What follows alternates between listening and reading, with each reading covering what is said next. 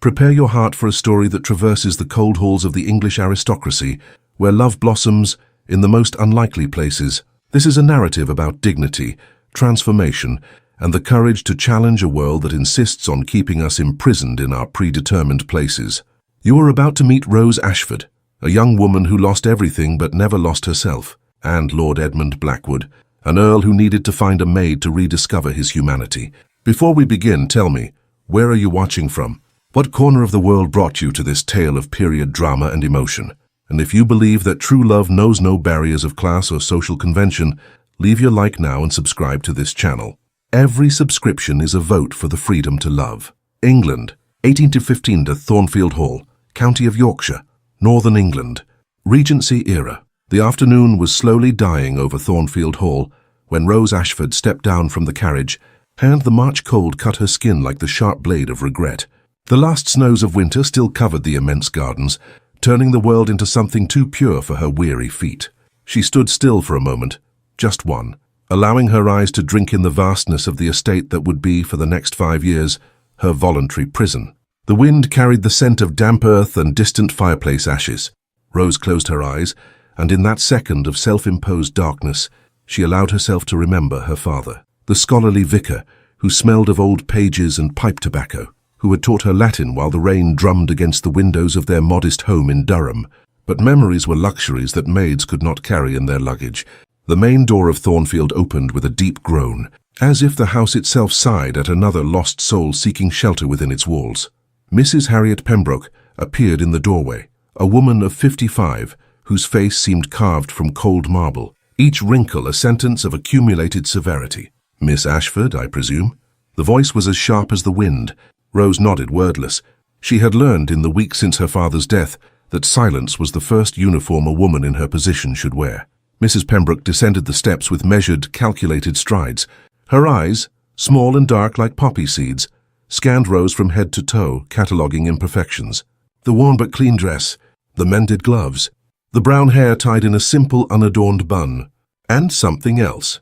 Something that made the housekeeper purse her lips in a gesture of disapproval. "You have the eyes of someone who reads too much," Mrs. Pembroke said finally. That could be a problem. It was not a question. It was a diagnosis. Rose followed the housekeeper into Thornfield Hall, and it was like entering a world turned inside out. The corridors stretched endlessly, lined with dark wood that swallowed the candlelight. Portraits of dead ancestors stared from the walls with expressions of perpetual disappointment. The air smelled of beeswax, dried lavender, and something deeper. Something Rose would only be able to name weeks later: ossified loneliness. 200 rooms, Mrs. Pembroke informed her without looking back. 3,000 acres. Annual revenues of a magnitude you will never be able to comprehend. This house has a history dating back to 1640. Kings have slept here. Battles were planned in these rooms. And you... For the first time, the housekeeper stopped and turned. "You are just another maid who will try to make herself important." But Rose was not just another maid. She was the daughter of a vicar who had translated Homer from the original Greek. She was the student of a father who believed that education was a right, not a privilege. She was the bearer of knowledge that no housekeeper could tear from her, no matter how sharp her tongue. "I understand my position, Mrs. Pembroke," Rose said softly. It was not submission. It was strategy. The room assigned to her was on the top floor, under the eaves where the sloped ceiling almost touched the narrow bed. A small window overlooked the snow-covered gardens. A candle, a basin for washing, a chest for her few belongings. That was all. Rose sat on the bed and felt the thin mattress beneath her. Outside, the sun finally surrendered to the night, dyeing the snow in shades of violet and grey. And it was then, alone for the first time since signing the 5-year contract of servitude, that Rose Ashford allowed herself a single tear. A tear for all she had lost. A tear for the father who had chosen gambling over his daughter. A tear for the stepmother who had sold her like cattle. A tear for the 50 guineas that had settled debts and bought her freedom. But only one tear. Because Rose had learned something essential. In houses like Thornfield, sadness was a luxury maids could not afford. The next morning, when the estate bell rang at 5 o'clock, Rose was already dressed, her hair tied up and her hands washed. Mrs. Pembroke was waiting for her in the kitchen, with a list of tasks that seemed designed to break her spirit. Polishing the silver in the east drawing room, washing the library curtains, cataloguing the books. "The library?" Rose couldn't hide the startle in her voice. 10,000 volumes, said Mrs. Pembroke, and there was a cruel satisfaction in her tone. Work that will take months, alone, in silence, away from everyone. The housekeeper hoped to defeat Rose with isolation, but isolation in a library was for her like exiling a poet to a garden of metaphors. It was a gift disguised as punishment. Rose spent the entire day among the shelves, and every book she touched was a reunion with parts of herself she had thought dead. Here, Milton's Paradise Lost. There, the Meditations of Marcus Aurelius. Over there, military maps of Napoleonic campaigns that her father had studied with almost religious fervor. She was so absorbed in organizing the classic section, not alphabetically but chronologically, as made sense to someone who understood the evolution of thought, that she didn't hear the footsteps. "I've moved my books." The voice was deep, laced with something between surprise and something Rose couldn't name. She turned so quickly she almost knocked over a stack of leather-bound volumes. And there, for the first time, Rose Ashford saw Lord Edmund Blackwood, Earl of Thornfield. He was tall, taller than she had expected, with broad shoulders that spoke of years in saddles and on battlefields. His dark hair was threaded with grey at the temples, and his eyes, the colour of dark amber, carried a weight Rose recognized. It was the weight of someone who had buried parts of himself so deep that not even light could reach them. He wore simple clothes for an earl, a riding coat, muddy boots as if he had just returned from a ride across the fields.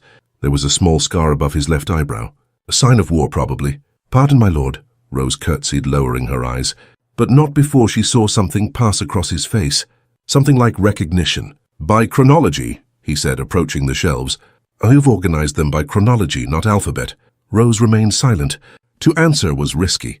Not to answer, perhaps more so. "It was exactly how I wanted it," Edmund continued, and there was genuine surprise in his voice. "But I never told anyone." "How did you know?" "It makes sense, my lord," Rose dared to reply, her eyes still downcast. "Philosophy evolves. Thought builds upon itself. Plato before Aristotle. Cicero after both. It is like reading a conversation across the centuries." Silence. Rose dared to lift her eyes, and found Edmund watching her with an intensity that made her heart race. It was not the look of a master to a servant. It was the look of one mind finding another. But the moment dissolved as quickly as it had appeared. Edmund nodded briefly, picked up the maps he had come for, and left the library without another word. Rose remained there, her heart still pounding, her hands trembling slightly. And it was in that instant, among shelves of ancient wisdom and the smell of yellowed pages, that something shifted in Thornfield Hall, something small, almost imperceptible, like the first crack in a dam before the flood. The following weeks established a peculiar rhythm at Thornfield. Rose worked in the library from 7 in the morning until nightfall, pausing only for quick meals in the servants' kitchen. Mrs. Pembroke watched her with a hawk's eye, waiting for a mistake, a slip, any reason to reassert the natural order of things.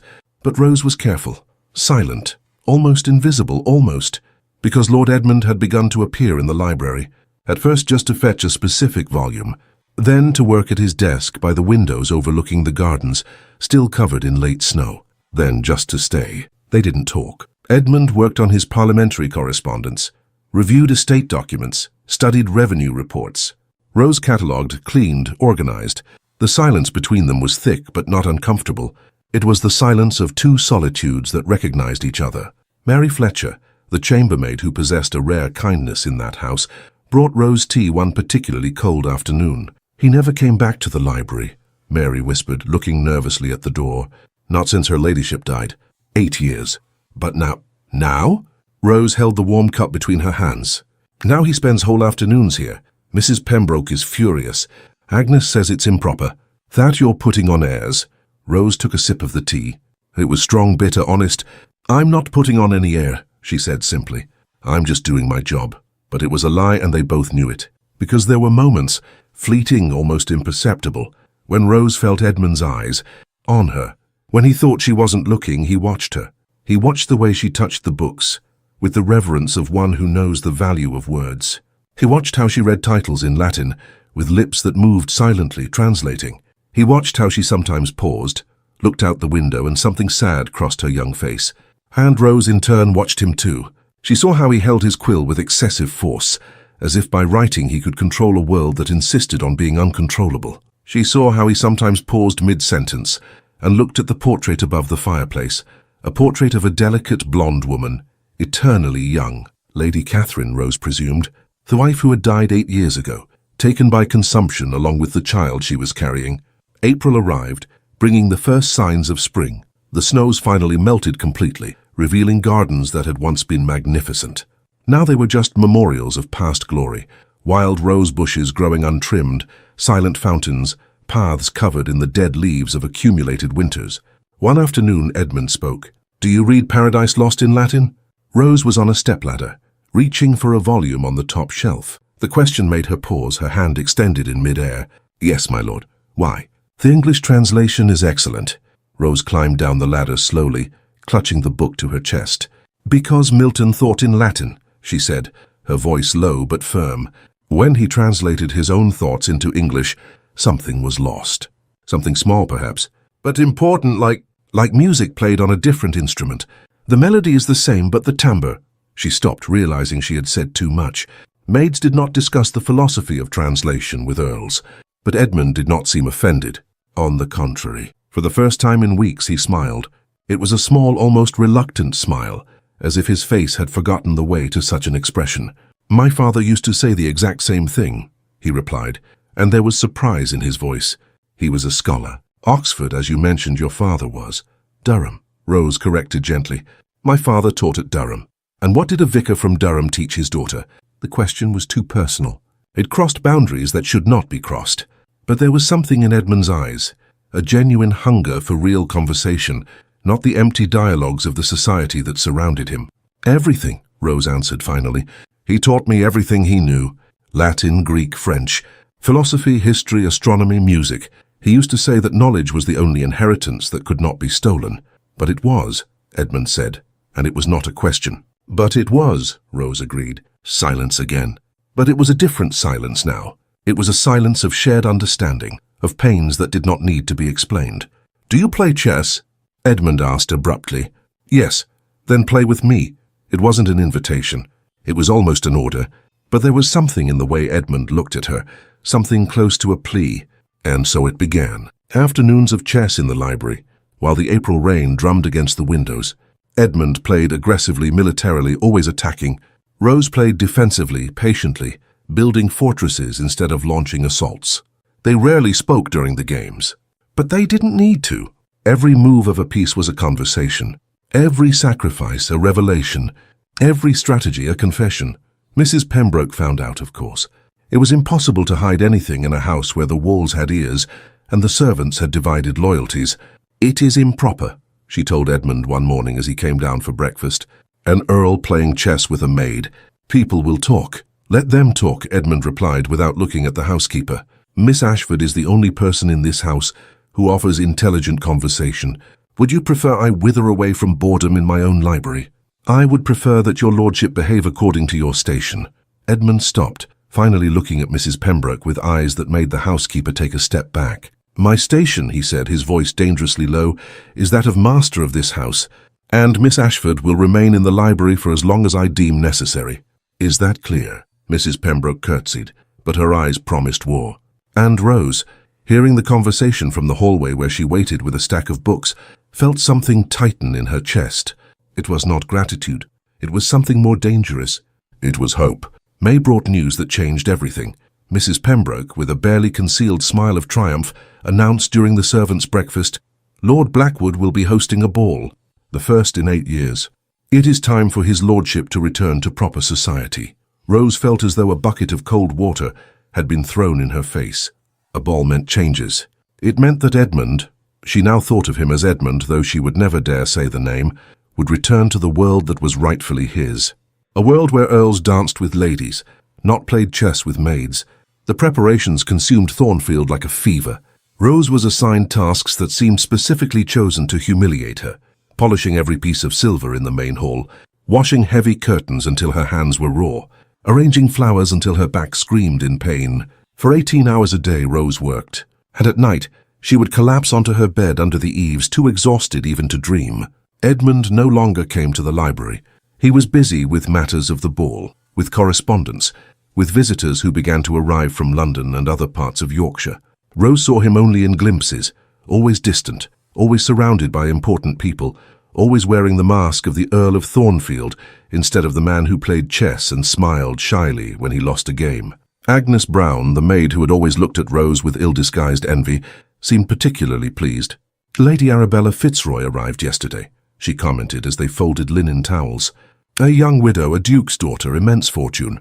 Mrs. Pembroke says she will be perfect for his lordship." Rose kept her hands busy, folding, smoothing, folding. "She is a lady," Agnes continued, her voice sweet as poison, "born for drawing rooms and balls, not like some who forget their place." "Agnes," Mary Fletcher intervened gently, "leave Rose alone." But the poison had already been injected. On the night of the ball, Rose was expressly forbidden to appear. Mrs. Pembroke was clear. "You will stay in the servants' quarters, away from the windows, away from anywhere you might be seen." "That is an order." Rose nodded in silence. After all, what place did she have at a ball? She who owned no ball gown, no jewels, nor any pretense of belonging to that world. But when night fell and the music began to drift up from the halls, a Viennese waltz played by an orchestra Edmund had brought from London, Rose found she could not stay still. The music called to her like a siren, and her feet ached with the desire to dance. At 2 in the morning, with the ball still raging in all its aristocratic splendor, Rose gave up trying to sleep. She went up to the attic, a forgotten place in Thornfield where obsolete objects were abandoned, where she knew there was an old piano. The instrument was covered in dust, out of tune on some keys but functional. Rose sat down and for the first time in months allowed her hands to find the keys. Beethoven, Moonlight Sonata, the music her father used to play on Sunday afternoons, when the world seemed gentle and the future promising. The notes flowed from her fingers like liquid memories, and Rose didn't realize she was crying until she felt the tears fall onto her hands. She cried for her dead father, for the life she had lost, for the impossibility of loving a man who belonged to a different world. She played with her eyes closed, absorbed, lost in music that was both a lament and a prayer. She didn't hear the footsteps on the stairs. She didn't see when Edmund entered the attic. She only noticed his presence when the music stopped, not because she had stopped playing, but because Edmund had sat down beside her and begun to play as well, his hands finding the keys in a duet neither of them had planned. Rose opened her eyes, startled, but Edmund did not look at her. His fingers danced over the keys with the familiarity of one who had played 1,000 times, but not recently. There was rust in his technique, but there was also something deeper, an emotional truth that transcended technical perfection. They played together for 5 whole minutes.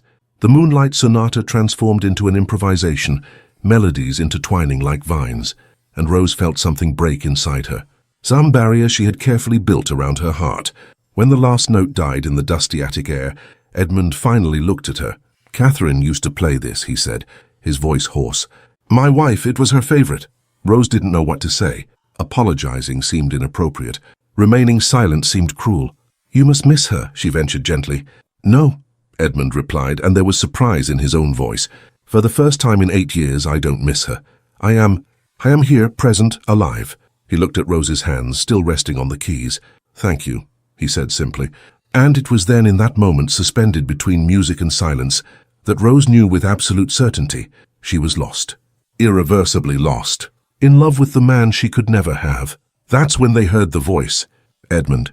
Lady Arabella Fitzroy stood at the entrance to the attic, dressed in pearl-colored silk, her blonde hair arranged in perfect curls, her blue eyes wide with shock, and behind her Mrs. Pembroke with an expression of absolute triumph. "Your lordship," the housekeeper said, her voice dripping with satisfaction, "we were looking for you. The guests have noticed your absence." Edmund rose slowly, composing himself, and when he looked at Rose for the last time before following Lady Arabella down the stairs, Rose saw something die in his eyes, something that had just been born, and that was now crushed under the weight of social expectations. The morning after the ball dawned grey, as if the sky itself was in mourning. Rose awoke to an insistent knock on the door. Mary Fletcher entered, her face pale with worry. "Mrs. Pembroke wants to see you." Immediately, the housekeeper's office smelled of lavender and disapproval. Mrs. Pembroke sat behind her desk, back straight, hands clasped over an envelope. "Miss Ashford," she began, her voice cutting like a blade, "your behavior last night was beyond improper. It was scandalous. I was only—" Silence. Mrs. Pembroke stood up. "You were seducing Lord Blackwood, deliberately, calculately, a maid with no breeding and no proper education, trying to use your Your feminine wiles to climb to a station that will never belong to you. Rose felt the blood boil in her veins, but remained quiet. To respond would be to give the housekeeper exactly what she wanted. "I am dismissing you," Mrs. Pembroke declared. "Effective immediately. You will leave today." "No." The voice came from the door. Edmund entered the office with firm steps, still in his riding clothes, as if he had just returned from a morning ride. "Your lordship," Mrs. Pembroke turned livid. "Surely you understand that after yesterday's scandal—" "What scandal?" Edmund interrupted, his voice dangerously calm. "Two human beings playing the piano? Is that a scandal? Then half of London is in a perpetual state of scandal.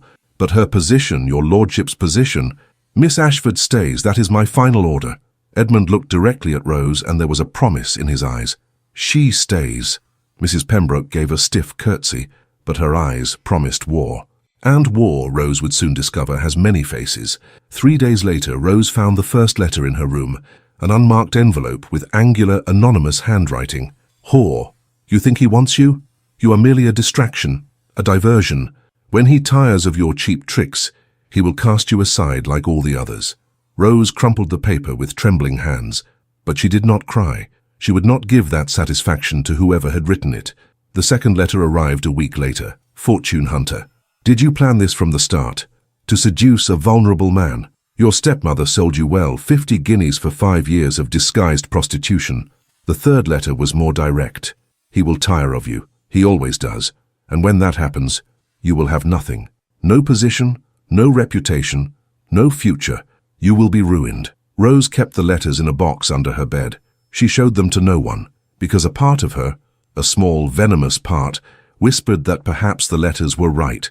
But Edmund seemed determined to prove them wrong. He returned to the library, to the chess games, to the conversations about philosophy and literature, and he started doing something new, something that left Mrs. Pembroke almost apoplectic. He took Rose for walks in the gardens.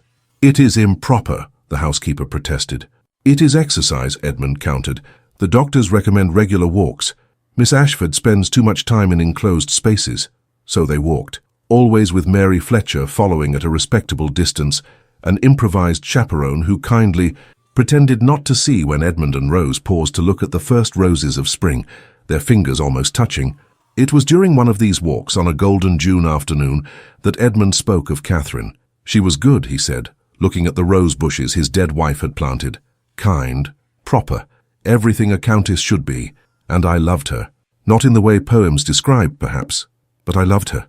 Rose listened in silence, feeling each word like a tiny barb. "When she died," Edmund continued, his voice growing distant, "something died in me too. Not my heart, that was already half dead, but my will to be present in the world. The war was an escape, a way of being dead without actually dying." He stopped, looked at Rose with an intensity that made her forget to breathe. "And then you arrived. You, with your eyes that read too much and your hands that play Beethoven, as if you were praying. And for the first time in 8 years, Rose, I want to be alive." It was the first time he had called her just Rose. No miss, no formalities. It was the first time Edmund touched her hand. It was the first time Rose allowed hope to fully enter her heart. And it was at that exact moment that Mary Fletcher came running down the garden path, her face pale, holding an envelope. "A messenger from London," she panted. "For your lordship. They say it's urgent."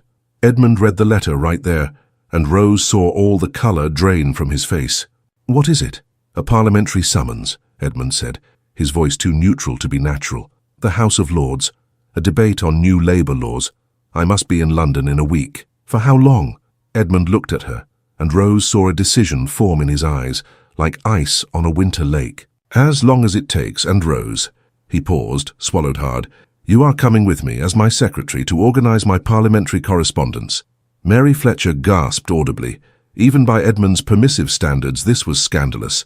"Your lordship," Rose said carefully, "this will cause trouble." "Then let it." Edmund smiled, the smile of a man who had finally stopped running. "I am the Earl of Thornfield, a hero of Waterloo, a member of the House of Lords.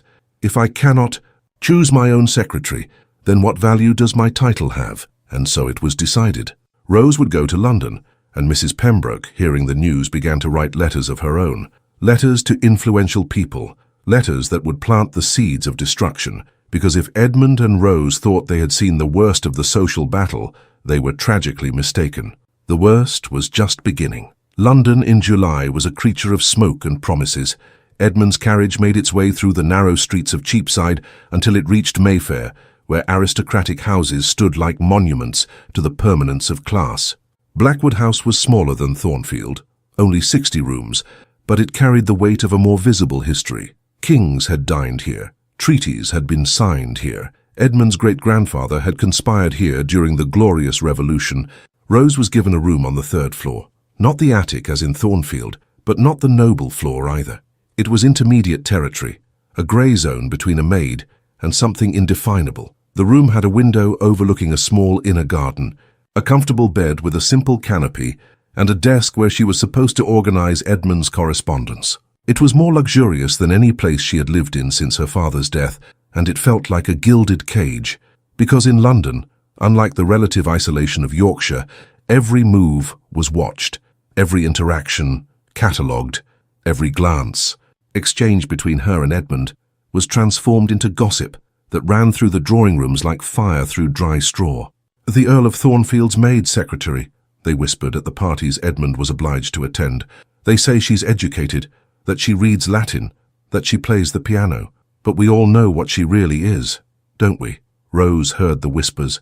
Through Mary, who had accompanied her as her personal maid and kept her ears open in the service corridors where truths were exchanged more freely.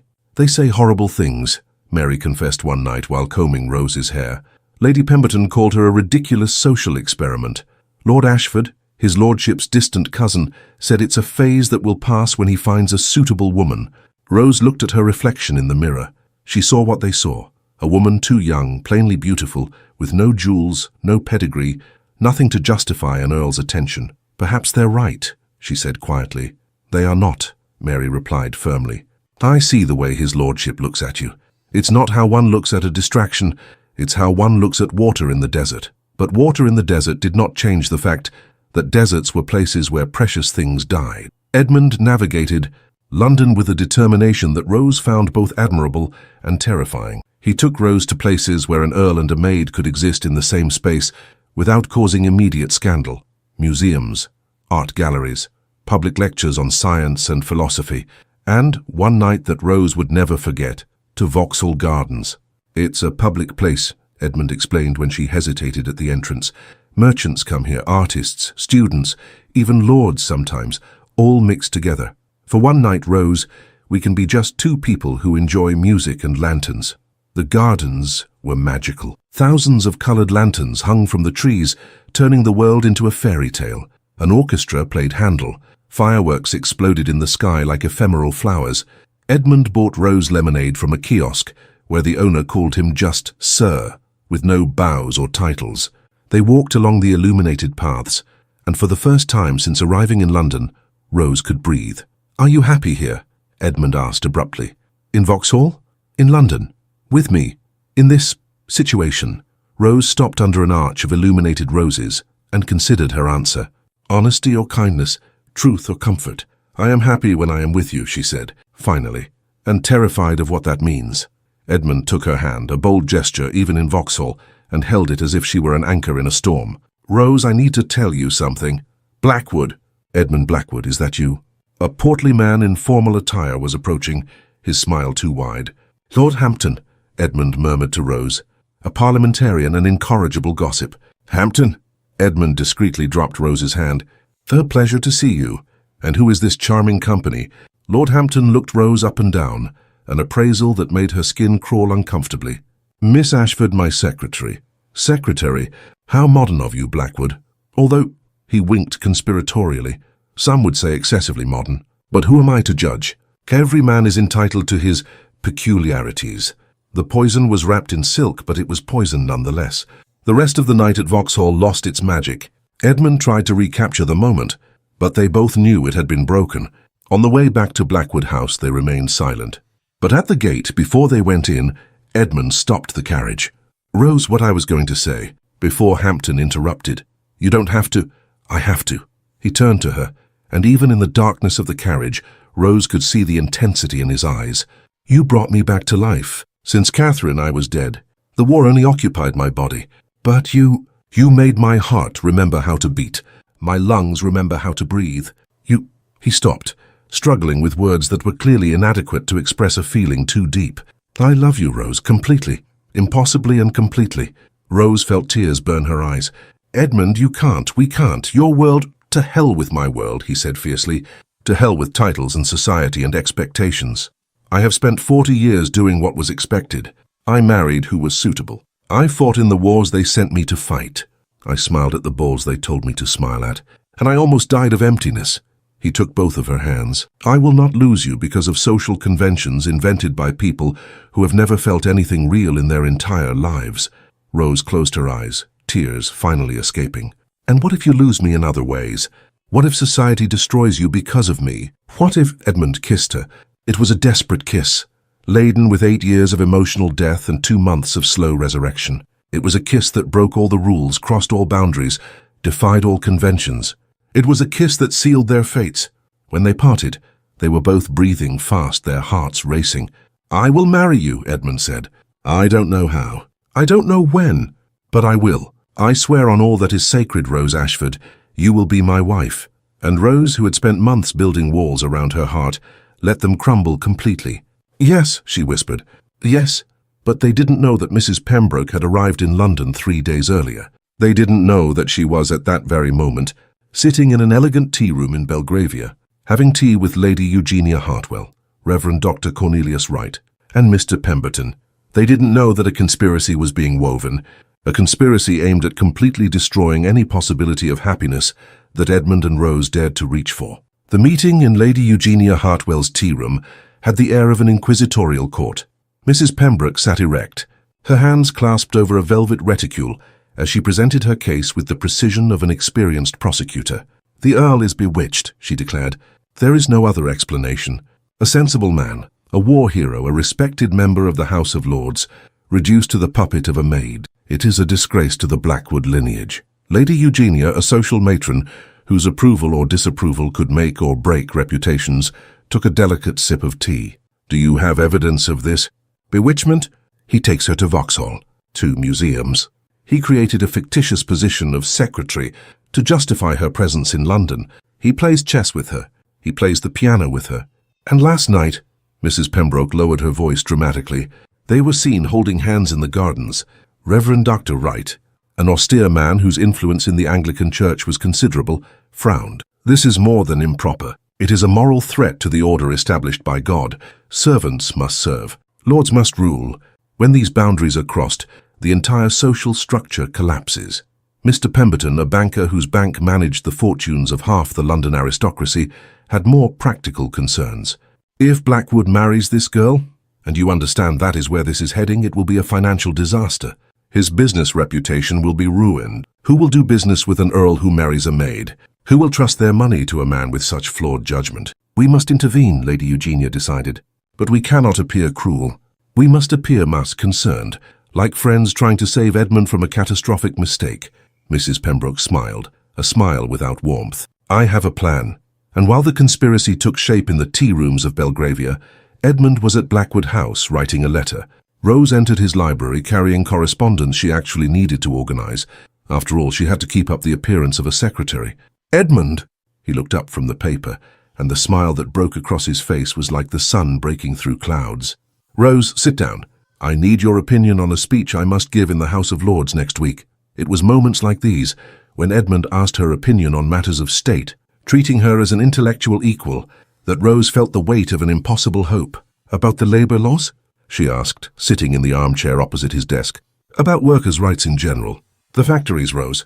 You should see the conditions. 6-year-old children working 16-hour days. Wages that don't feed families. Accidents that maim workers who are then thrown onto the streets because they can no longer produce. There was genuine passion in his voice. Edmund had discovered, through Rose, that nobility came with responsibility. That titles meant duty, not just privilege. But half the lords have investments in these factories, Rose pointed out gently. You will be challenging your own peers. Then let me challenge them. Edmund stood up, beginning to pace the library. Why do I have a title, Rose? Why was I born with a silver spoon while others are born into misery? I cannot change the circumstances of my birth, but I can use the privilege I did not earn to help those who were born with none. Rose felt love overflow in her chest. Love not just for the man, but for what he was becoming. For the way she was changing him as much as he was changing her. "Then write the speech," she said, "and make their foundations tremble." Edmund returned to his desk, but instead of sitting, he knelt before Rose. "Marry me," he said, not for the first time, but with a new urgency. "Now, next week, next month, it doesn't matter when, but soon. I can no longer bear this charade of secretary and employer. I want you as my wife." "Edmund," Rose touched his face, tracing the line of his jaw. "You know it's not that simple." "It can be. Gretna Green in Scotland. There we don't need bans, permissions, approvals. We just declare our consent and we are married, legally and completely. And then what? We return to London, to Thornfield, and face the scandal this will cause?" "Yes," Edmund said simply. "Exactly that. We face it together." Rose was about to answer when an urgent knock on the door interrupted them. Mr. Whitmore, the loyal butler, entered with a worried expression. "Your lordship, there are visitors. 8 of them. They say it is a matter of extreme urgency." Edmund frowned. "Who?" "Lady Eugenia Hartwell, Reverend Dr. Wright, Mr. Pemberton." Whitmore consulted a card in his hand. "The Duke of Ashford, Lord Hampton, Viscount Craven, Baron Thornbury, and—" he hesitated. "Mrs. Harriet Pembroke." Rose felt her blood run cold. "It's a delegation," she whispered.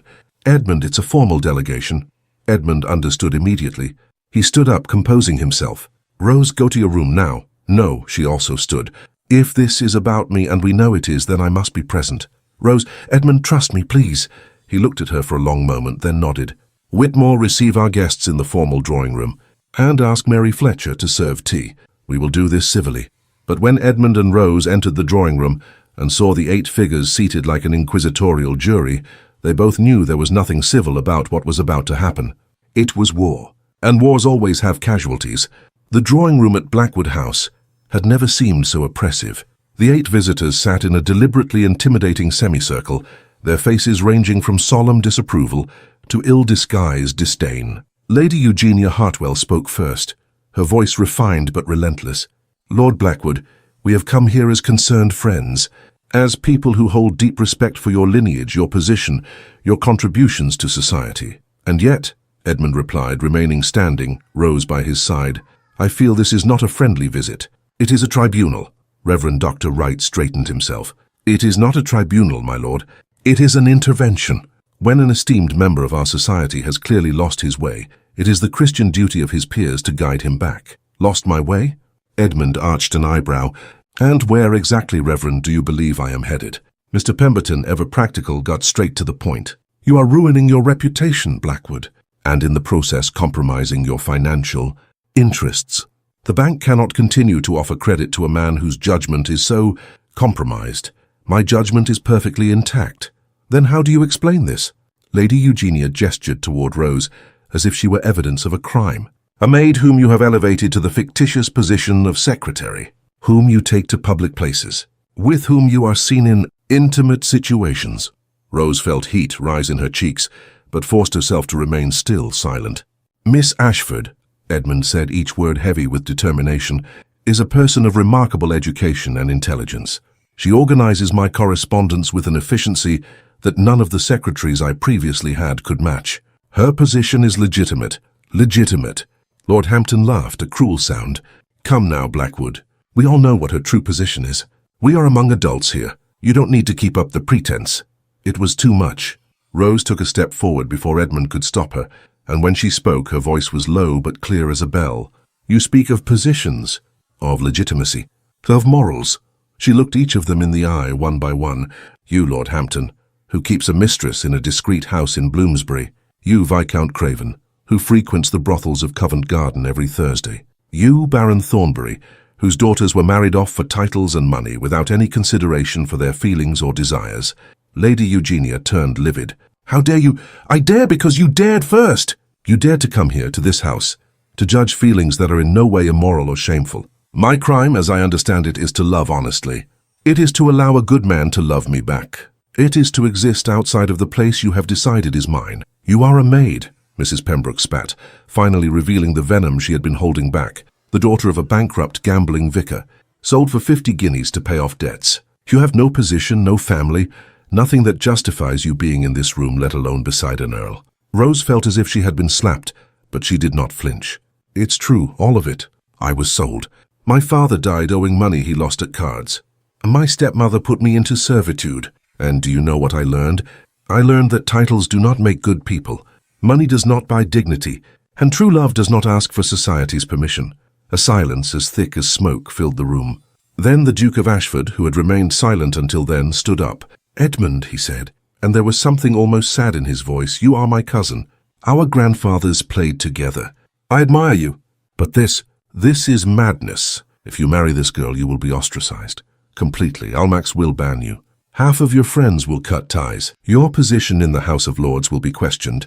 Your ability to do the good you genuinely wish to do, the labor reforms, the social changes, all of it will be impossible, because no one will take you seriously." "Then they won't take me seriously," Edmund replied and took Rose's hand, intertwining their fingers. "But I will be true to myself, and I would rather be ostracized honestly than included as a fraud."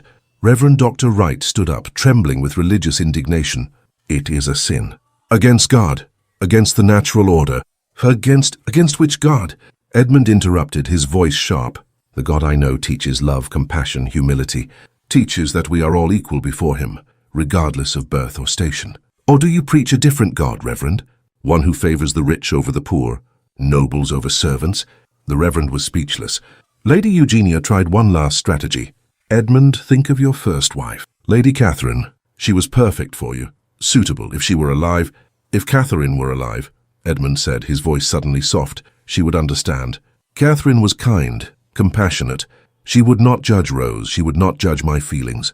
And she certainly would not have joined you in this farce of a moral intervention." He looked at each of them. "I have heard you. Your concerns are noted and completely rejected. Rose Ashford will remain in my house, in my life, for as long as she wishes. And if that offends your sensibilities, there is a door over there. Feel free to use it." For a moment no one moved. Then Mrs. Pembroke stood, trembling with rage. "You are making a mistake that will destroy you. And when she leaves you ruined and alone, do not come looking for compassion from those who tried to save you." "Good afternoon, Mrs. Pembroke," Edmund said coldly. "Your services at Thornfield are no longer required. Consider yourself dismissed." The housekeeper turned white as a sheet but said nothing. She simply turned and left, her back stiff with indignation. The other visitors rose in silence, one by one. Some seemed genuinely sad, others merely irritated. But they all left. When the door closed behind them, Edmund released a breath he didn't know he had been holding. His hands were trembling slightly. Rose embraced him, and he held her as if she were the only solid point in a world spinning out of control. "I love you," he whispered into her hair. "God, how I love you. I know. I love you too. Marry me now, tomorrow. Let's go to Gretna Green and be done with it." Rose lifted her face, looked into his eyes. "Are you sure?" "Absolutely sure. Because after this there is no going back. I have never been more certain of anything in my entire life." And so it was. That night, while London slept and the stars shone coldly over Mayfair, that Edmund and Rose planned their escape. To Gretna Green. To a wedding that would defy centuries of convention. To an uncertain but chosen future. And as they planned, neither of them knew that Lady Eugenia was already writing letters. To journalists. To editors. To everyone who could turn a private love story into a public scandal. The battle was just beginning, and the deepest wounds were yet to come. They left before dawn, when London was still asleep under a blanket of fog and secrets. Edmund had arranged for a simple carriage, with no coat of arms to identify them. He wore the clothes of an ordinary gentleman, not an earl. Rose wore her best dress, a simple moss green but clean and well sewn. Mary Fletcher accompanied them as a chaperone and witness. Whitmore, the loyal butler, provided provisions and maps, tears shining in his old eyes. "Go, your lordship, and be happy. God knows you deserve it." The journey to Gretna Green would take 5 days across England. 300 miles of dusty roads, modest inns, and the constant risk of being recognized. They travelled at night whenever possible, stopping at small inns where Edmund introduced himself as Mr. Blackwood. No title, no ceremony, just a man travelling with his future wife and her maid. On the first night, they stayed at an inn in Bedford.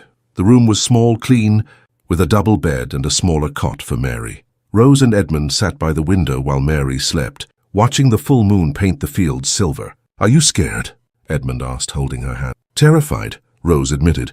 "And at the same time, I've never felt so certain of anything. When we return, Edmund said, tracing circles on her hand with his thumb, it will be a storm. You know that, I know. But we will be married. Nothing they say, nothing they do can undo it. You will be my wife. Lady Blackwood, Countess of Thornfield. Rose looked at him, trying to imagine herself with such a title. It seemed absurd and wonderful at the same time. Can I ask you a question? Anything. Why me? Of all the women you could have, beautiful, rich, suitable women, why choose someone who will only bring you trouble? Edmund thought for a long moment before answering. Because you see me, not the Earl, not the war hero, not the title or the fortune. You see me, the man who feels lost most of the time, who has nightmares about battles, who plays the piano at 3 in the morning because he can't sleep, who sometimes looks at his own gardens and feels like a stranger in his own life. He touched her face with a gentleness that contradicted his calloused hands. And I see you, the woman who reads Milton and weeps, who organizes books by chronology because she understands how thought evolves, who plays Beethoven as if she were praying, who is strong and fragile at the same time, dignified and vulnerable, brilliant and just as scared as I am. Rose felt tears well up. Edmund, I choose you because choosing anyone else would be a lie. And I have lived too many lies. They kissed then, slowly, as if sealing a promise that words could not contain. The following days of travel brought challenges. The carriage broke down near Nottingham, costing them half a day for repairs. Torrential rain forced them to stop at an overcrowded inn, where they shared a tiny room with 3 other families. But there were also moments of beauty. A dawn over the fields of Yorkshire, golden and infinite. A simple lunch of bread and cheese eaten by the bank of a crystal-clear stream. Laughter when Edmund tried to help Mary with the luggage and nearly dropped everything. Your lordship, Mary said, smiling. With all due respect, you are a terrible porter. I am not your lordship now, Edmund replied, grinning. I am just Edmund, and you are absolutely right. I am terrible at this. It was a strange freedom, travelling without titles, without dozens of servants, without the weight of expectations. It was as if, for 5 days, they could experience the life they had chosen, but didn't know if they could maintain. On the 4th night, they camped near the Scottish border. There was no inn for miles, and the sky was so clear that the stars looked like diamonds spilled on black velvet. Edmund built a fire, a skill learned on military campaigns, and the 3 of them sat around it, sharing hot soup from a thermos Whitmore had prepared. Tomorrow, Rose said, looking at the flames, we will reach Gretna Green. Tomorrow, Edmund agreed, you will become my wife. Isn't it time to reconsider? Rose asked, but she was smiling. Absolutely not. Mary Fletcher, who was watching the couple with teary eyes, cleared her throat. May I say something? I know it's not my place, but... You have no place, Mary, Rose said gently. You are our friend. Speak. I grew up in a home where my parents married for convenience. My mother was a farmer's daughter. My father, a merchant's son. They married because it made economic sense. And never, in 30 years of marriage, did I see them look at each other the way you two do. She wiped away a tear. What you have is rare, rarer than gold. And if the world can't see that, then the problem is with the world, not with you. Edmund reached out and squeezed Mary's hand. Thank you for everything, for coming with us, for believing in us. Always, Mary replied. They slept under the stars that night, wrapped in blankets with the crackling fire keeping the night's chill at bay. And when Rose woke before dawn and saw Edmund sleeping beside her, his face relaxed in a way she never saw when he was awake. She felt a love so intense it almost hurt. I'm ready, she whispered to the fading stars, for whatever comes, as long as it's with him. At noon on the 5th day, they crossed the Scottish border, and at 4 in the afternoon they arrived in Gretna Green. The village was small, known for one thing only: marriages without banns, without permissions, without questions. The famous anvil weddings where the local blacksmith acted as the celebrant.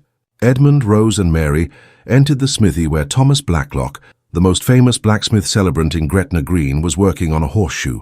Mr. Blacklock, Edmund said, we've come to be married. The blacksmith, a man of 60 with huge hands and a kind smile, looked at them with eyes that had seen hundreds of couples before them. An elopement? Something like that. You know this will be legal, recognized throughout Great Britain. We know, and that you cannot easily undo it. A marriage is a marriage, no matter where it's made. That's exactly what we want, Rose said. Thomas Blacklock nodded. Then wash your hands, tidy your hair, and meet me at the anvil in 5 minutes. We'll make you husband and wife. And so it was, in a simple smithy in a Scottish village, with no priests or bishops, no important guests or organ music, no lace veils or bouquets of roses. that Edmund Blackwood, Earl of Thornfield, married Rose Ashford, the maid who had stolen his heart. Over the anvil where so many other couples had sworn their vows, they said, "I, Edmund, take you, Rose, to be my wife, to have and to hold, for better, for worse, for richer, for poorer, in sickness and in health, until death do us part. I, Rose, take you, Edmund, to be my husband, to have and to hold, for better, for worse, for richer, for poorer, in sickness and in health, until death do us part." No elaborate rings. Just a simple gold band that Edmund had bought from a local jeweller that morning.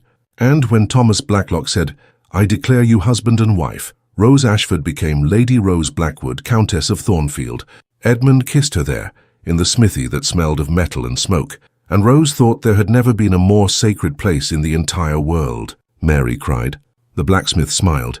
And somewhere far away in London, Lady Eugenia was receiving confirmation that Edmund had indeed run away. And she began to write the article that would appear in the Times 3 days later.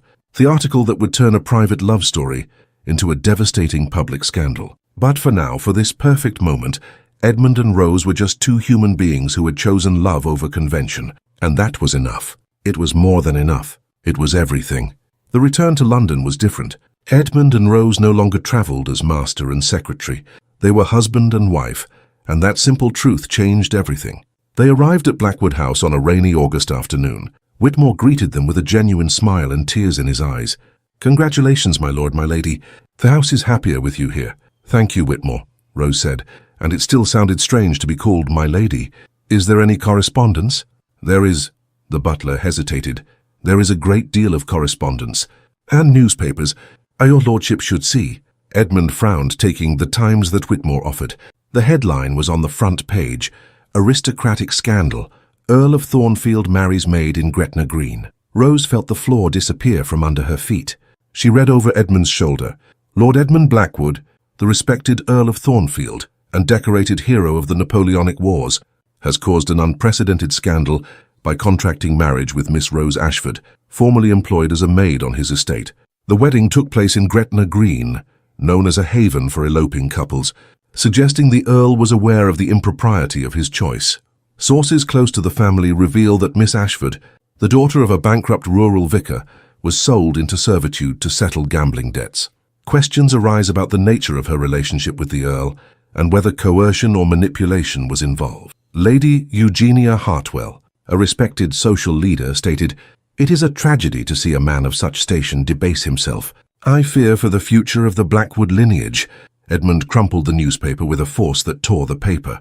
"How dare they? How dare they?" "Edmund—" Rose touched his arm, but he pulled away, pacing the room frantically. "Coercion, manipulation, as if you were some sort of grifter who set this all up." Rose felt nausea rise, because a part of her, a small venomous part, whispered that maybe people were right. Maybe she was the problem. "There's more," Whitmore said hesitantly. "Letters. Many letters." The letters were piled on Edmund's desk, some from friends expressing shock and disapproval, others anonymous with cruel insults, one from Almack's Assembly Rooms, the most exclusive social club in London, formally banning Edmund from its premises, another from the bank. Edmund read it aloud, his voice trembling with rage. "Dear Lord Blackwood, in light of recent events that cast doubt upon your judgment, the bank is forced to request immediate repayment of all outstanding loans, totaling $8,000. We will continue to manage your revenues as per our contract, but no new credit will be extended until your domestic situation has stabilized." £8,000, Edmund said, letting the letter fall. "They want £8,000 immediately." "Do you have it?" Rose asked, though she knew the answer. "In cash? No, in property and future income?" "Yes, but selling property quickly means selling at a loss. I'll lose half its value." Rose looked at the simple ring on her finger, the band Edmund had placed there in a smithy in Gretna Green. "Edmund, I can leave. We can have the marriage annulled. Say it was a mistake." "That never!" Edmund turned to her so abruptly that Rose took a step back. "Never, Rose. You are my wife. Legally, completely and irrevocably. And I would rather lose every pound, every property, every title than lose you." "But no buts." He took her hands, kissed each one. "This is war, Rose. A war against hypocrisy, against cruel conventions, against a system that values titles over humanity. And we will win because we have something they don't." "What?" "True love and the determination to create a life worth living." In the following days, the storm worsened. Articles appeared in all the major newspapers. Cruel caricatures depicted Edmund as a love-struck fool and Rose as a calculating seductress. Social invitations dried up completely. Friends crossed the street to avoid greeting them. But there were surprises. A letter from Lord Byron, the famous and himself scandalous poet. Dear Blackwood, congratulations on your marriage. Ignore the Pharisees and hypocrites. Better to love honestly and be excluded than to feign and be accepted. You have my support for what it's worth. A letter from political radicals hailing Edmund as a hero of the victory against the tyranny of class. An invitation to speak at a meeting of social reformers. And, most surprisingly, letters from common people. Maids who wrote on cheap paper thanking him for giving us hope that maybe the world can change. Factory workers expressing their admiration. You've become a symbol, Rose said one night reading the letters together, for people who have never had a voice. I didn't plan this. I know. But it happened anyway. Edmund looked at her with an expression Rose was learning to recognize. Determination growing from anger. Then let's use it. If I'm to be a symbol, let it be a symbol of real change. Thornfield will be a model. Fair treatment of workers. Education for tenants' children. Decent wages. Humane conditions. That will cost money you don't have right now. Then we'll do it slowly. But we will do it. It was then that the most devastating notification arrived. A formal motion in the House of Lords to investigate Lord Blackwood's fitness to retain his parliamentary seat. They can't remove you, Rose said, reading the document. The seat is hereditary. They can't remove me. But they can make my presence so uncomfortable that it would be pointless to continue. That's what they're doing. That night, Rose found Edmund in the library, holding a glass of whiskey, staring at Catherine's portrait, above the fireplace. Do you think she would have forgiven me? He asked. Rose came to his side. I think she would have loved you for being happy at last. I killed her, you know. Not directly. But my emotional absence? She was alone, sick, carrying our child, and I was emotionally dead. I couldn't love her as she deserved. Edmund, don't. It's true. And my punishment was losing them both. Her and the baby. And the guilt. The guilt nearly destroyed me. Rose touched his face, forcing him to look at her. Catherine is gone. And it's sad and terrible, and you will always carry that pain. But you are alive, Edmund. And I am alive. And we have a chance to build something good from the ashes. Edmund closed his eyes, tears finally escaping. I love you so much it hurts. I know. Me too. They stood there holding each other in the library, while London hurled insults and London judged and London condemned. But London didn't matter, because they had each other. And eventually they would have more. Much more. The autumn of 1816 painted Thornfield Hall in shades of gold and rust. Edmund and Rose returned from the storm of London to Yorkshire, seeking refuge in the vastness of the lands that were now their joint responsibility. The estate looked different to Rose's eyes. It was no longer the gilded prison where she had arrived as a maid. It was home. It was the future. It was possibility. 3,000 acres, Edmund said, riding beside her across the fields. Mary followed at a respectable distance, now promoted to Rose's official lady's companion. And most of it has been mismanaged for decades. How so? Rose asked, adjusting herself in the saddle. Edmund had taught her to ride in the past few weeks, patiently, laughing when she fell and cheering when she managed to gallop. Old methods. Improper crop rotation. Terrible drainage. Look there. He pointed to a field where water pooled. Good land being wasted because no one installed a proper drainage system. And the workers' cottages? Edmund grimaced. Appalling. Leaking roofs. No proper sanitation. Families of 6 living in 2 rooms. It's a disgrace.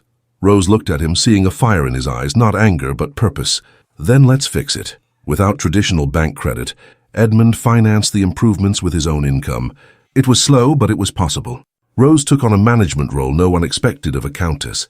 She visited the workers' cottages, notebook in hand, taking note of their needs. Not as a benevolent lady distributing charity, but as someone genuinely interested in solving problems. Mrs. Fletcher, she said to a tenant's wife pregnant with her 6th child, your roof is leaking there, correct? Yes, my lady, but we don't want to be a bother. It's not a bother. It's a necessity. Rose made a note. New roof. 3 more windows for better ventilation and... She looked at the huddled children. How about we add another room? The woman began to cry. My lady, we can't afford... I'm not asking for payment. I'm doing what should have been done decades ago. The people who work our land deserve to live with dignity. News spread quickly. The new countess was not like other aristocrats. She visited. She listened. She acted. Then Rose proposed something revolutionary. A school, she told Edmund over dinner. We need to build a school for the workers' children. A school. Rose, that's radical. I know, but think about it. Children working in the fields at age 6, never learning to read. It perpetuates a cycle of poverty. If we give them a basic education, reading, writing, arithmetic, we give them tools for a better future. Edmund pondered. The aristocrats won't like it. They'll say we're making people forget their place. Since when do we care what the aristocrats think? Edmund smiled, a smile that transformed his entire face. Since never. Let's build the school. The school was erected in the spring of 1817, a simple but solid building with 2 classrooms, a small library, and a garden. Rose hired 2 teachers, a young couple from Oxford, who shared progressive ideas about education. On opening day, 20 children showed up, some shy, others excited. Rose spoke briefly. This school is not charity. It is a right. Every human being deserves a chance to learn, grow, and reach their potential. Welcome. But the changes at Thornfield brought resistance. Other landowners saw Edmund's reforms as a threat. You're spoiling the workers, Lord Pemberton, a neighbouring landowner, complained. Schools, refurbished cottages, fair wages. They'll start demanding more. It will spread. Good, Edmund replied. It should spread, but economically things were tight. The $8,000 demanded by the bank forced Edmund to sell a smaller property in Devon. He lost $2,000 in the rushed sale. The reforms at Thornfield were quickly consuming his income. We're on the edge, Rose said, reviewing the account books one night. If we have a bad harvest this year, we'll have to slow down the reforms. I know. Edmund rubbed his face, tired. But I won't stop. I can't. It was then that Rose had an idea. What if we make Thornfield more efficient? Modernize the agricultural production? How? You mentioned drainage. New crop rotation techniques. I've read about agricultural machines being developed. What if we invest in that? We'll spend now, but productivity will increase. Edmund looked at her with growing admiration. You are not just my wife. You are my partner. In everything. Then let's be partners in making Thornfield work. They worked tirelessly. Edmund implemented a drainage system on 300 acres. Rose organized a cooperative among the tenants to share equipment. Productivity began to increase, slowly but measurably, and the school showed results. Children who would have worked the fields their whole lives were now learning to read. A 9-year-old girl, a laborer's daughter, read Shakespeare aloud during Rose's visit. It's Miranda, the girl said, her small fingers tracing the words in The Tempest. She says, "Oh, brave new world that has such people in it." Rose had to leave the room to cry. During this time, Edmund and Rose's social circle changed completely. Traditional aristocrats shunned them, but new friends appeared.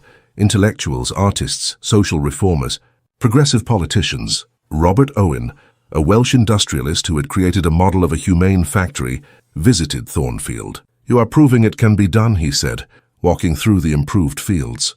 That treating workers fairly is not just moral, it is economically viable. William Wilberforce, the abolitionist leader, sent a letter of support. And gradually, very gradually, public opinion began to shift. Not completely, but enough. Articles appeared in progressive newspapers praising the Thornfield experiment. Agricultural scholars visited to study their methods. Some landowners began discreetly to copy some of their practices. We're winning, Rose said one winter night in 1817, lying in bed, their bodies intertwined. Winning what? The battle, the war, against prejudice, against rigidity, against the idea that birth determines destiny. Edmund kissed her hair. We haven't won yet, but we're fighting, and that's a lot. It was then, that night, that Rose noticed something. Her period was late, 3 weeks. She said nothing to Edmund. Not yet, not until she was sure. But as she fell asleep in his arms, her hand unconsciously moving to her belly, Rose whispered to the life that might be starting to grow there. Welcome to a world we are trying to make better for you. January of 1818 brought a cruel winter to Yorkshire. Snow covered Thornfield in a white silence, and inside the great house, Edmund paced the library, more nervous than Rose had ever seen him. You should sit down, Rose said, trying not to smile. I can't sit. Rose, are you sure? Absolutely sure. Dr. Harrison confirmed it yesterday. I'm pregnant. 4 months, he estimates. Edmund stopped, his hands trembling. Then, to Rose's surprise, he knelt before her, pressing his ear against her belly, which was just beginning to show. Is anyone in there? He whispered. Rose laughed, tears in her eyes. Edmund, he can't hear you yet. She, Edmund corrected, looking up. I'm sure it's a girl. And she needs to know from the start that she is loved. Completely. unconditionally, but the smile quickly vanished, replaced by an expression of fear. Catherine died while pregnant. The baby died with her. Rose, I can't lose you. Rose held his face in her hands. You won't lose me. Dr. Harrison is the best doctor in London. He studied new methods in France. He says I'm healthy, strong, and besides, she smiled, I'm too stubborn to die. But Rose saw the fear in his eyes, a fear that grew with each passing week. Edmund became overprotective. He insisted that Rose stop visiting the workers' cottages, that she not ride, that she not climb stairs without help, that she eat enormous portions. Edmund, I'm going to explode if I eat one more bite, Rose protested during dinner. The baby needs nutrition. The baby is fine, I am fine. You are suffocating me. It was Mary who intervened. Your lordship, she told Edmund, gently but firmly, I know you are worried. But Lady Rose is not made of glass. She needs to move, to live normally. Fear protects no one. It only paralyzes. Edmund looked at the two women, then sighed. I'm sorry, Rose, it's just that the thought of losing you is unbearable. You won't lose me, but you need to trust me, and trust our baby.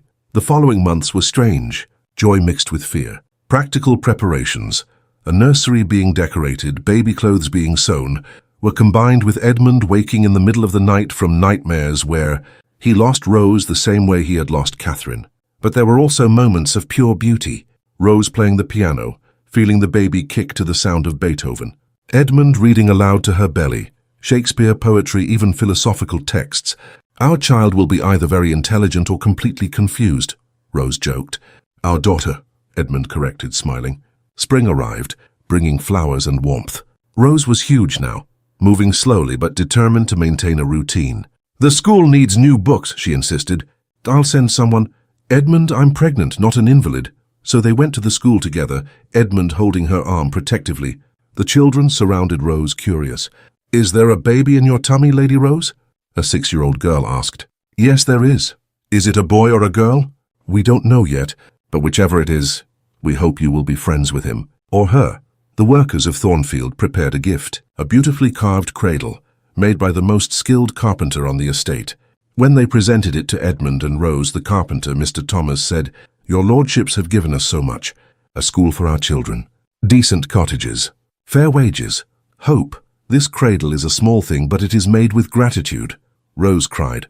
Hormones, she blamed it on later, but it was more than that. It was the understanding that they had truly built something. A community. An extended family. A new world. December arrived with the first snowfall. Rose, now in her 9th month, was enormous, uncomfortable, and extremely impatient. I'm the size of a house, she complained, trying to find a comfortable position in bed. You are beautiful, Edmund said, massaging her swollen feet. You have to say that. You're my husband. I say it because it's true. Dr. Harrison arrived at Thornfield a week before the due date, settling into a nearby room. He brought new instruments, modern techniques. I studied with the best obstetricians in Paris, he assured Edmund. Lady Rose is in good hands. On the night of December 22nd, 1818, the contractions began. Rose woke Edmund at 3 in the morning. It's time. Edmund turned pale. Are you sure? I'm sure, my love. Call Dr. Harrison. The next few hours were the longest of Edmund's life. He waited outside the room, Mary coming and going with towels and hot water. Rose's screams came through the door, and each sound was a knife in his heart. Shouldn't I be with her? He asked Mary. It is not permitted, your lordship. Men do not enter birthing rooms, and to hell with the rules. She's my wife. But Dr. Harrison was firm. Lord Blackwood, I know this is difficult, but I need space to work. Trust me. So Edmund waited. He prayed, he paced. He prayed some more. At 9 in the morning, when the sun finally broke through the snow, Edmund heard a cry. A baby's cry. The door opened. Dr. Harrison came out, smiling. Congratulations, Lord Blackwood. You have a daughter, and Lady Rose is well. Tired, but well. Edmund almost collapsed. Whitmore appeared from nowhere to support him. A daughter, Edmund whispered. I have a daughter. And Rose? Rose is alive. Alive and asking to see you. Edmund entered the room like a man entering a sacred temple. The morning light filtered through the curtains, tinging everything in a soft gold. Rose was lying in bed, her hair stuck to her forehead with sweat, her face pale with exhaustion but smiling. Smiling as Edmund had never seen her smile. And in her arms, wrapped in an embroidered white blanket, was the most perfect miracle Edmund had ever witnessed. His daughter. Do you want to hold her? Rose asked, her voice hoarse but happy. Edmund approached with hesitant steps, as if the floor might crack at any moment. He sat on the edge of the bed, and Rose carefully placed the baby in his arms. She was tiny, perfect, fingers like rose petals, eyes closed, dark hair like his. And when she opened her eyes for the first time, amber eyes exactly like Edmund's, he felt something break and rebuild simultaneously in his chest. "Catherine Rose," Rose said softly, "if you agree." "Catherine for your first wife. Rose for me." Edmund couldn't speak. Tears streamed freely down his face, dripping onto the white blanket that enveloped his daughter. "Catherine Rose Blackwood," he finally managed to whisper. "It's perfect." "You are perfect. You both are. You are everything." He looked at Rose, this extraordinary human being who had weathered a social hell by his side, who had turned his dead house into a living home, who had just given him a gift beyond all measure. "Thank you," he said. "Thank you for coming back to me. Thank you for our daughter. Thank you for making me remember what it is to be alive." Rose reached out her hand, touched his face. "We did this together, everything, the storm, the rebuilding, this beautiful child, together." And there, on that December morning at Thornfield Hall, with snow falling gently outside and his newborn daughter in his arms, Edmund Blackwood felt complete peace for the first time in his life. Not the peace from an absence of problems. Problems would always exist. But the peace of knowing that no matter what came, they would face it together. And that was all that mattered. The spring of 1819 painted Thornfield in tones of renewed hope. Catherine Rose, or simply Katie as everyone came to call her, had turned 4 months old and was a cheerful baby who smiled at anyone who looked in her direction. "She has your personality," Edmund told Rose, watching their daughter grip his finger with surprising strength. "Determined, strong, absolutely convinced that the world exists to love her." "And she's right," Rose replied, kissing Katie's soft forehead. But there was a pending issue, the baptism. The local church had refused to perform the ceremony. The vicar, pressured by aristocratic parishioners, sent a polite but firm letter. "I regret to inform you that, given the controversial circumstances of your lordship's marriage, it would be inappropriate to baptize an innocent baby." Edmund crumpled the letter. The hypocrisy is nauseating. It was Mary who suggested a solution. "There's a vicar in Whitby, Reverend Thomas Caldwell, a war veteran like your lordship. They say he's an open-minded man, perhaps, so they travelled to Whitby, a small coastal village 25 miles from Thornfield. Reverend Caldwell received them in his simple church with a genuine smile. "Lord Blackwood," he shook Edmund's hand firmly, "I've read about you, about your reforms at Thornfield, about your marriage, and I thought, finally, an aristocrat who acts as a true Christian should." "So you will perform the baptism?" Rose asked, holding Katie protectively. "It would be an honor," Reverend Caldwell replied. "This child is a gift from God. It doesn't matter what society says about how she was conceived or who her parents are. God doesn't see titles. He sees souls." The baptism was a small, intimate ceremony. Just Edmund, Rose, Mary, Whitmore, and a few workers from Thornfield who made a point of coming. No aristocrats, no pomp, but when Reverend Caldwell poured water over Katie's head and said, "I baptize you in the name of the Father, and of the Son, and of the Holy Spirit," Rose felt as though finally, after all the scandals and battles, they had received the blessing that mattered. Not society's blessing, a divine blessing. After the ceremony, Reverend Caldwell shared tea with them. "You know you're changing things, don't you?" he said, looking at Edmund. "Thornfield has become an example. Other landowners are starting to question the old ways. Workers on other estates are asking for similar treatment. You've planted seeds. Seeds that may never fully bloom," Edmund replied realistically. "Or they may bloom beyond what you can imagine. Real change takes generations. But someone has to start." They returned to Thornfield with Katie officially baptized and Rose feeling a weight lift from her shoulders. But May brought an unexpected surprise. A letter, with the Duke of Ashford's seal. Edmund opened it with suspicion, but as he read, his expression changed from wary to surprised. "He's apologizing," Edmund said, incredulous. "The Duke?" "Listen, Cousin Edmund, I have watched from afar as you and Lady Rose have built something remarkable at Thornfield. My initial objections were based on prejudice, not reason. I apologize, and if you would allow it, I would like to visit. I would like to properly meet my cousin-in-law and my great-niece." Rose took the letter, reading it with her own eyes. "Is it a trap?" "I don't know, but," Edmund pondered, "he is family. And if he is genuinely sorry, then we give him a chance," Rose completed. The Duke of Ashford visited in June. He arrived without an entourage, with just a coachman, in a simple carriage. He was a man of 60, with completely white hair and kind eyes that Rose had not expected. "Lady Rose," he kissed her hand formally, "I beg your pardon for my previous behavior. I was wrong. Completely wrong." During dinner, the Duke was honest. "You have made me question everything I believed about the social order, about titles, about what truly matters. And I realized I have spent my entire life valuing the wrong things." He looked at Katie, whom Mary had brought in briefly before bedtime. "This child was born of true love. How many aristocrats can say the same of their heirs?" The Duke's visit opened the floodgates. Other aristocrats, seeing that a respected family member had reconciled with Edmund, began to reconsider their positions. Invitations arrived, not many but a few, for small dinners, for intellectual gatherings, for discussions on agricultural reform. "We are being slowly reintegrated," Rose observed. "Not completely. And perhaps never completely, but—" Edmund smiled. "Who needs completely when we have what truly matters?"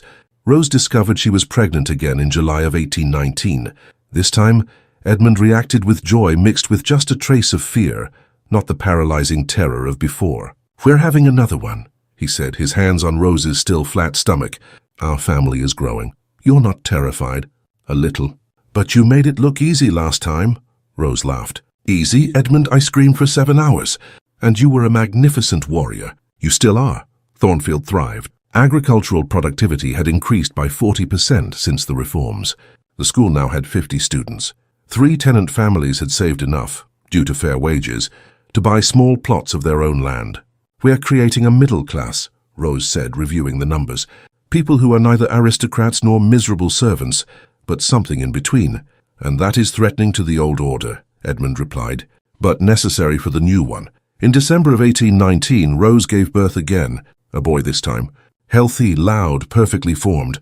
"James Edmund Blackwood," Edmund declared, holding his son. "James for my grandfather. Edmund for—" "Well, out of modesty for me." Rose, tired but radiant, smiled. "James Edmund. It's perfect. Although," she looked at Katie, now a year old, "I hope he's less stubborn than his sister." "Impossible." Katie inherited her stubbornness from her mother. "I'm not stubborn. I'm determined." Exactly what a stubborn person would say. They laughed, and in that laughter was everything they had built. Love, family, a future they had chosen to create together. But May of 1820 brought news that would change England completely. King George III died. George IV ascended the throne. A new era was beginning, an era where, slowly but surely, rigid hierarchies would begin to crack, where the Industrial Revolution would bring a new class of rich men without titles, where the seeds that Edmund and Rose had planted would finally begin to blossom in a larger garden. The autumn of 1820 brought changes no one had anticipated. Edmund was summoned to a special session of the House of Lords, a debate on parliamentary reforms that promised to redefine British politics. "They want to expand the right to vote," Edmund explained to Rose as he packed for London. "Not by much, just to men who own a certain amount of land. But it's a start, and you will vote in favour. Obviously, although—" he hesitated, "it will put me in direct opposition to half the lords again." Rose held his hands. "Then you will be in opposition. It's not the first time. It won't be the last." London in October was bustling. Demonstrations in the streets, radical pamphlets circulating, an atmosphere of change, threatening to some, promising to others. Edmund and Rose stayed at Blackwood House, bringing Katie and James. Mary, now assisted by 2 young maids Rose had personally trained, cared for the children. On the day of the great debate, Edmund dressed in his formal lord's attire. Rose helped him with his cravat. "You're nervous," she observed. "I'm going to propose an amendment to the bill, an amendment that would expand suffrage more than the original proposal suggests. It will be controversial. Then be controversial. It's who you are." Edmund kissed her deeply as if storing up courage. "Wish me luck. You don't need luck. You have reason. You have courage. You have everything you need." The House of Lords was packed when Edmund arrived. Hundreds of lords, some supporters, most opponents. The atmosphere was electrically tense. Lord Hampton, still resentful from years before, approached him. "Blackwood, I hear you intend to make a speech. I hope it is more sensible than your domestic choices." Edmund ignored him completely. The debate began. Hours of pompous speeches, circular arguments, appeals to tradition. Then it was Edmund's turn. He rose and a silence fell over the chamber, because everyone knew when Edmund Blackwood spoke he meant business. My lords, he began, his voice clear, 5 years ago I made a choice that scandalized this chamber and society at large. I married the woman I loved, regardless of her social position, and since then I have learned truths that our class prefers to ignore, uncomfortable murmurs. I have learned that intelligence does not reside only in golden cradles, that dignity is not a privilege of birth, that the capacity to contribute to society is not limited to those with titles. He looked around, forcing them to meet his gaze. My wife, born the daughter of a vicar, manages an estate of 3,000 acres with an efficiency that shames most of us. She has established a school that educates 50 children. She has implemented reforms that have increased productivity by 40%. And she has done all this in spite of, not because of, her social position. Lord Pemberton stood up. Point of order. This is a debate on electoral reform, not on Lord Blackwood's domestic situation. It is precisely about that, Edmund retorted. Because if my wife, a woman of proven capability, cannot vote, while imbeciles with titles can, then our system is fundamentally broken. Cries of protest erupted. But Edmund continued, his voice rising above the chaos. I propose an amendment to expand the vote not only to men who own substantial land, but to any literate man who pays taxes. And yes, eventually, to women under the same conditions. The chaos became absolute. Some lords applauded. The majority booed. One elderly lord looked on the verge of apoplexy, but Edmund did not back down. Change is inevitable. We can either guide it or be destroyed by it. I choose to guide. Edmund's amendment failed drastically. Only 17 lords voted in favour, 143 against. But something happened. Newspapers covered the speech extensively. Radicals celebrated Edmund as a hero. And for the first time, the public conversation shifted. People began to ask, why exactly should the ability to vote depend on birth instead of ability? Rose read the newspapers at Blackwood House, Katie playing at her feet, James nursing. You didn't win, she said when Edmund returned, exhausted. I know. But you planted a seed. And seeds grow. That night there was an urgent knock at the door. Whitmore announced an unexpected visitor, Lady Eugenia Hartwell, the matron who had orchestrated the campaign against Edmund 5 years ago. Now she stood in their drawing room, visibly older, more stooped. Lady Eugenia, Edmund said, coldly polite. This is a surprise. Lord Blackwood. Lady Rose. She looked at Rose directly for the first time. I have come to apologize. Stunned silence. I watched your speech today, Lady Eugenia continued, her voice trembling, and I realized something. I have spent my entire life defending a system that has no real defense. Only tradition, fear of change. She sat down, suddenly looking small. I had a daughter. You didn't know. She died at 15. Consumption. And before she died, she told me she wanted to study medicine, wanted to be a doctor. I laughed. I told her it was impossible. Women don't do such things. Tears streamed down her wrinkled face. But why? Why not? Because tradition says so? Because it has always been this way? My daughter died believing it was impossible to have dreams. And today, listening to you, Edmund, I realized I killed her. Not the disease, me, with my rigidity. My blind adherence to cruel conventions. Rose approached, sitting beside the woman who had once tried to destroy her. Your daughter did not die in vain, Rose said softly, because you are here now, learning, changing, and that honors her memory more than any monument. Lady Eugenia looked at Rose as if seeing her for the first time. You are exactly as he said, exceptional, and I was wrong. So terribly wrong. It was a moment of healing, a moment of reconciliation. But it was also a moment of revelation, because as they were talking, an urgent message arrived for Edmund from Thornfield. The school had been attacked, vandalized during the night, windows broken, books burned. A message painted on the wall, know your place. Edmund turned livid. Who would do this? Someone who feels threatened, Rose said, her voice controlled but furious. Someone who sees education as a threat. It was then that Rose made a decision. We are returning to Thornfield, now. And we will rebuild the school, bigger, better, and we will make a statement that cannot be ignored. What statement? Rose looked at him, her eyes shining with steely determination. That the future does not belong to those who are afraid of change. It belongs to those who have the courage to create it. And it was in that moment, Rose defying anonymous vandals, Edmund by her side, Lady Eugenia witnessing a transformation she herself was experiencing, that everything they had built over the last 5 years crystallized. They were not just living lives, they were redefining possibilities. And nothing, not vandalism, not prejudice, not fear, would stop them. The spring of 1821 painted Thornfield in shades of rebirth. The school, rebuilt in just 2 months through an extraordinary community effort, stood larger and more robust than before. Not 2 classrooms, but 4. Not 20 students, but 80. Rose was in the school's newly planted garden, 2-year-old Katie clinging to her skirt, James crawling on the soft grass. Edmund approached, carrying architectural plans. "The architect sent the drawings for the library," he said, unrolling the papers. "It will be attached to the school. 3,000 volumes initially. Open to all residents of Thornfield and the surrounding villages." Rose looked at the drawings with shining eyes. "It's magnificent. It's necessary. You were right, Rose.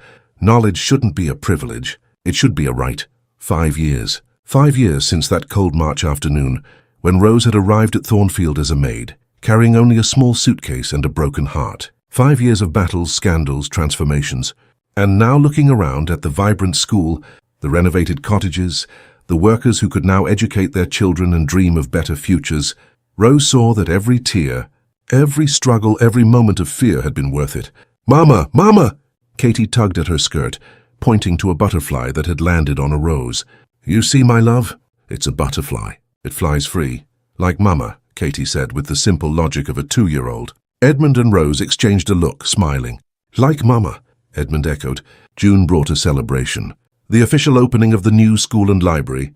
The Duke of Ashford came, Reverend Caldwell from Whitby, Robert Owen, the industrial reformer, even a few progressive lords from London. And the workers, dozens of them, whole families dressed in their Sunday best, their faces shining with pride. Rose gave a brief speech at the inauguration. "This school," she said, her voice clear, "is not charity. It is not the benevolence of aristocrats to grateful peasants. It is the recognition of a simple truth. Every human being deserves the chance to reach their full potential. The children who study here may become teachers, doctors, writers, inventors. They may change the world, because talent knows no class. Only opportunity does." Applause erupted. Edmund held her hand as they cut the inaugural ribbon together, and when the library doors opened and the people, workers who had never touched a book before, entered reverently, touching the leather spines with calloused fingers, Rose cried. She cried for all they had lost, for all they had gained, for the future they were building. July brought news that made Edmund laugh out loud for the first time in months. "Halmax is reconsidering our ban," he said, waving a letter. "Seriously? Apparently, so many members have requested our reinstatement that the committee is under pressure. Opinion has shifted, or at least it is shifting." Rose took the letter, read it, then calmly tore it in half. "What?" Edmund was shocked. "We don't need their approval. We don't need to be reinstated into a club that judged us so cruelly. We have built something better, a community based on mutual respect, not empty titles." Edmund looked at her, this woman who had completely transformed his life, and felt a love so deep it almost suffocated him. "How did I get so lucky to find you?" "You didn't get lucky. You chose. You chose love over convention, courage over conformity, and I chose you in the same way." August brought Rose's 3rd pregnancy. She was now 26, Edmund 44, and they both received the news with quiet joy. "Another Blackwood to change the world," Edmund joked. "Or another one. I haven't forgotten that Catherine and I are in the minority in this house." But there was also a melancholy, because Rose knew that time was finite. Edmund would age faster than she would. There would be a day when she would be alone. "Don't think about that," Edmund said, reading her thoughts as he always did. "Not yet. We have decades ahead of us." "I know. But sometimes you're afraid." "Me too. But fear means we have something precious to lose. And that's a good thing. It means we are living fully." September brought an unexpected visit. Mrs. Harriet Pembroke, the former housekeeper who had been dismissed 5 years earlier, who had orchestrated so much of the initial opposition to Rose, stood at the entrance of Thornfield, visibly older, more stooped. "Lady Rose," she said, and there was genuine humility in her voice. "I request an audience." Rose received her in the sitting room, not the library, that space was sacred, but with a courtesy that surprised even herself. "Mrs. Pembroke, was it a long journey from London?" "It was, but necessary." The housekeeper looked around, seeing the changes in Thornfield, seeing life where there had once been only existence. "I came to ask for forgiveness." "For what?" "Because I have spent the last 5 years watching from afar, reading about the reforms at Thornfield, about the school, about how productivity has increased, how the workers are prospering, and I realized I was wrong about everything." She looked directly at Rose. "You were not a threat. You were exactly what this house, what this family needed." And I, out of foolish pride and a rigid adherence to obsolete hierarchies, nearly destroyed that. Rose considered. She could reject her. It would be justified. But then she looked out the window and saw Katie and James playing in the garden, saw the workers returning from the fields with smiles, saw the world she and Edmund had created. A world based on forgiveness as much as justice. I accept your apology, Mrs. Pembroke, and I hope you find peace. The housekeeper wept then, not delicate tears, but deep sobs from years of rigidity finally breaking. Thank you. God bless you, Lady Rose. When Mrs. Pembroke left, Edmund asked, why did you forgive her? After everything she did? Because, Rose replied, forgiveness is not about deserving. It's about letting go. She has carried the weight of her mistakes for 5 years. It was time to free her, and to free myself as well. November arrived, bringing the first frost. Rose, now visibly pregnant, was working on a new project. A book. Memoirs, Edmund asked, reading over her shoulder. A practical guide. Modern management of agricultural estates, balancing profit and humanity. I want to document everything we've learned, so that other landowners can replicate it. You're going to publish it under your own name. Obviously, why not? Edmund smiled.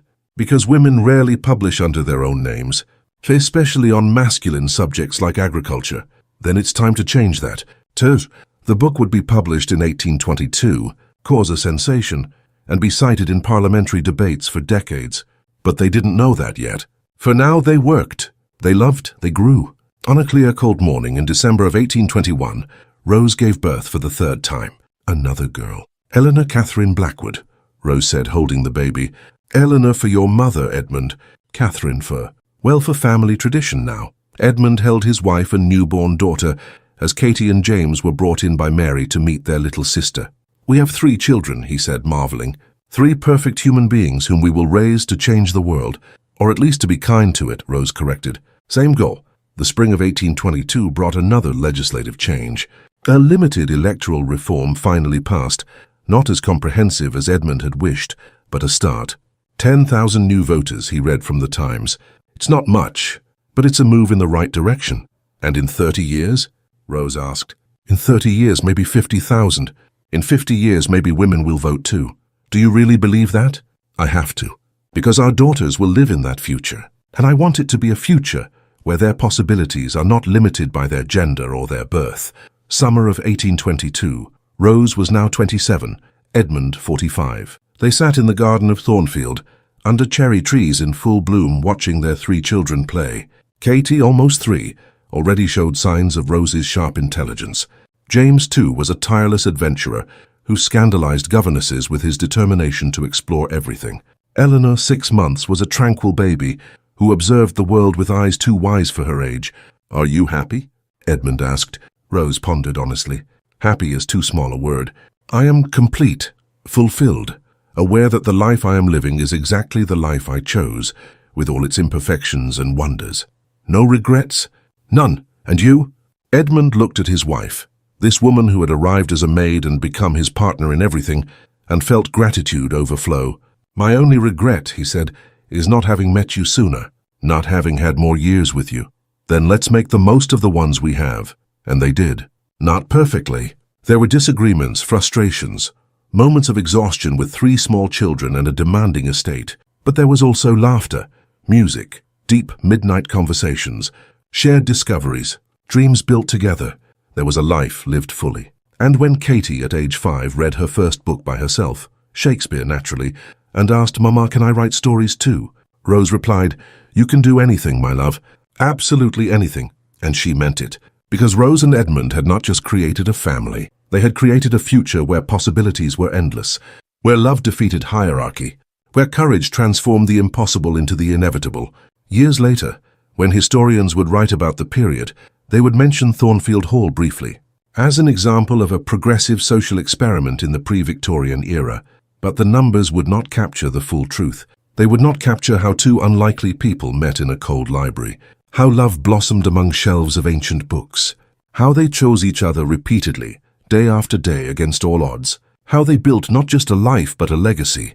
And in that garden at Thornfield, under blooming cherry trees in the spring of 1822, with 3 laughing children and a world slowly changing around them, Rose and Edmund knew something essential.